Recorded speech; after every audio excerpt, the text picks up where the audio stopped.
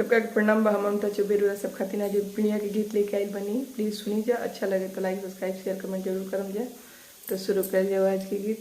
सोने की थाली में जेवाना परोसलो रामा, जेवाना न लेके अंगना पर गौमनी कहाँ रे गईले, ननदो तोहर भैया कहाँ रे गईले, ननदो तोहर भैया कहाँ रे गईले।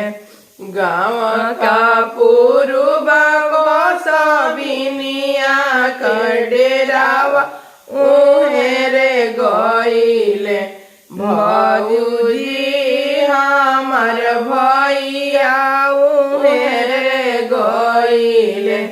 खोजता खोजता गईनी गाँव का पुरुबावा, राजा के देखनी कसबिनी का से जड़िया, राजा के देखनी कोटबो मेरा सारा हवाई देबो, तमुआनी काली देबो ना, रसबिनी गाँव से बहरिया निकाली देबो ना।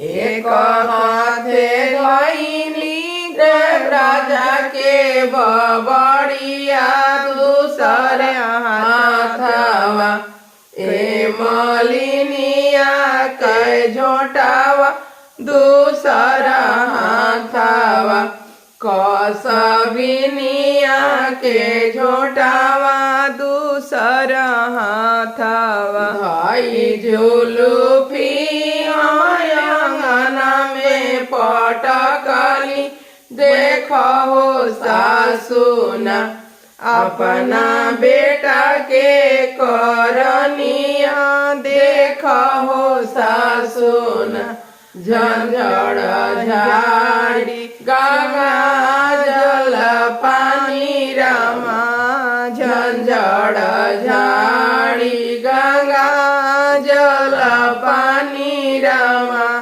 पनिया में लेके अंगन घर झुमनी कहाँ रे गईले, ननदो तोहर भैया कहाँ रे गईले।